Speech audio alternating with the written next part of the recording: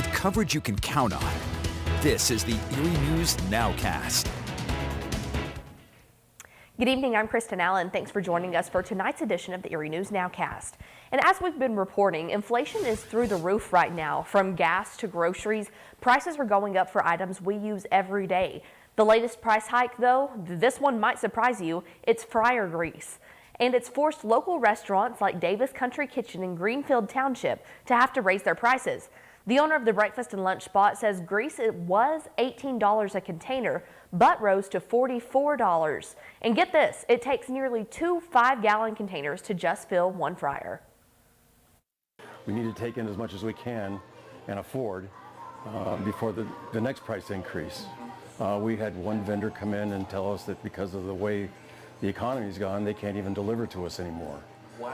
Are you serious? Yeah, because we don't do the volume that they need for delivery.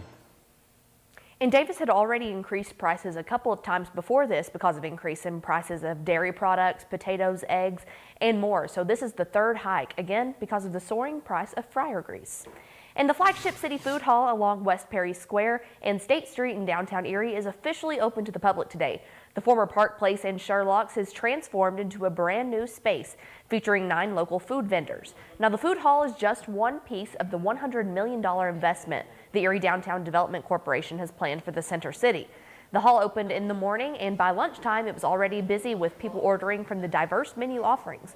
The chefs were excited to feed their first customers. Reviews were mostly positive, too. It's beautiful. It's nice and open, and immediately we caught the buzz of everybody walking around and looking at all of the options and the interviews going on, and I'm very excited to have soul food in Erie. I was just overwhelmed. This is a wonderful addition to downtown Erie. It has done so well, and it has brought some real exciting places to eat. It's a great addition to Erie. Flagship City Food Hall will be open 7 days a week with hours from morning through 10 or 11 at night. And soon you'll be able to order online with delivery at first just in the downtown business district. And with new information coming about every day about the COVID-19 pandemic, Erie News Now once again turned to experts with a question and answer roundtable. Medical professionals from area hospitals spent time in our studios today answering top questions about COVID-19. And one question we're hearing a lot of today is, should we gather with extended family through the holidays? Now, the experts tell us if everyone is vaccinated and feeling well on the day of the holiday, it should be okay to get together again. In the event that you don't feel well, you don't know, have you been exposed, are you sick, so that you should opt out of it in respect to each other. Now, there were other questions about getting your kids vaccinated and when to get tested for COVID-19. Our Haley Potter will break those answers down tonight on Erie News Now at 10 and 11. A tragic hunting accident over the weekend as a Corey man is accidentally shot and killed while hunting bear. Now, as deer season is set to start this weekend, we talked with a local experienced hunter to talk about safety measures. Carl Prindle has been hunting deer, bear, and small game for about 35 years. He says it seems like he hears of these fatal accidents happening every year, and one of the saddest things about them is that most are preventable. As hundreds across Pennsylvania head out to hunt deer this weekend, Prindle says these tips are what you should keep in mind. Keep your finger off the trigger. Know your target. Make sure what you're shooting at. Always look past what you're shooting at and make sure you don't see orange. Could be another hunter back there. We'll have more on Pennsylvania deer season coming up tonight on Erie News Now at 10 and 11. And the Erie City Mission handed out more than 1,200 Thanksgiving turkey bags to people in need today. The annual giveaway includes a bag stuffed with all of the fixings for a Thanksgiving dinner, of course including a turkey. People lined up as early as 4 o'clock this morning wanting to secure their bag, and organizers say it's about more than just giving out a free meal for the holidays. This gives people space to have the meal, be able to feed their family, and maybe put that extra money towards bills or presents for Christmas for their kids, something like that. So it's just one more way we can create some space in people's budgets to help them make it through the holiday season. The Erie City Mission provides services and care to restore people impacted by addiction, poverty, and homelessness. Well, Thanksgiving is almost here, and this definitely is not a good time to be a turkey. Millions of people will be eating turkey over the holiday period from now until Christmas, but there's one turkey in Erie that has nothing to worry about. John Last visited with him for this edition of The Last Word.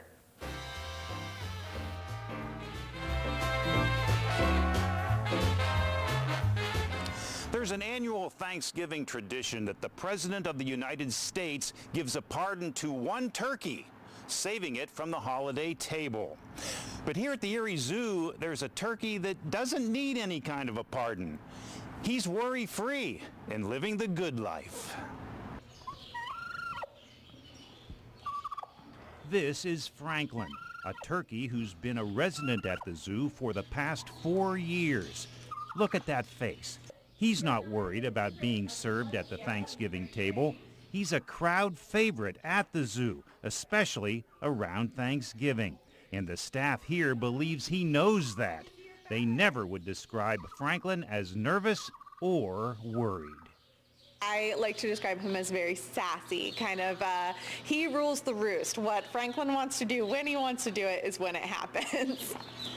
Maybe the main reason Franklin is so cocky and confident during Thanksgiving season is that he's a Royal Palm turkey. That breed of turkey is not usually raised for its meat. It's an exhibition bird known for its beautiful color. So Franklin doesn't have to spend any time fearing the chopping block. Instead, he simply entertains visitors to the Erie Zoo. But unlike many other zoo animals, he has his own place. Oh my gosh, Franklin is a spoiled boy. He has this beautiful big apartment. They will change up the roosting in there all the time. As you can see, we try to use a lot of natural resources that, would be comfortable for him, and we'll change it up so there's something new in there all the time. Do not try to congratulate Franklin for his good fortune on Thanksgiving. A sign on Franklin's pen warns people from putting their fingers inside to touch or pet him. Here's what he does to cameras. And here's what he thinks about interviews. The zoo loves to celebrate holidays with the animals, and Thanksgiving is Turkey Day. So, what's in store for Franklin on his big day? So we get a little extra time in with our animals. He'll get maybe a little extra playtime and maybe some special treats.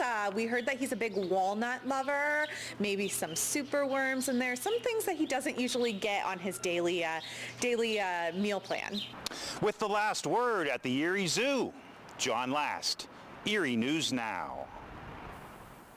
Glad Franklin is safe this Turkey Day, and there's not much time to visit with Franklin left this year. The zoo will be closing for their winter season at the end of this month.